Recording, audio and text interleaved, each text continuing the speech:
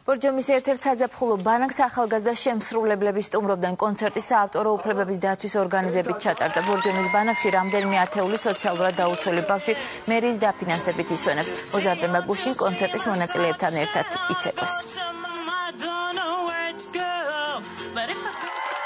ეს გახლავთ საზაფხულო ბანაკები, რომელიც მერიის დაფინანსებით ყოველწლიურად იმართება და ჩვენ გადავწყვიტეთ, რომ წელს შევერთებოდით ამ ინიციატივას და ყველა იმ ოჯახის ბავშვისთვის, რომელიც ამ ბანაკებში ისვენებს, გაგვემართა კონცერტებით, ერთდღიანი კონცერტები და ჩვენ ამ ბანაკებში დავდივართ და გვინდა რომ ერთი დღე ვაჩუქოთ ბავშვებს ცნობილი ყველასთვის საყვარელი მომღერლების შესრულებით, საკმაოდ ისეთი ბავშვებისთვის სასიამოვნო კონცერტის გამართვით. განსაკუთრებული ხიბლი აქვს იმ კონცერტს, სადაც ბევრი ბავშვია.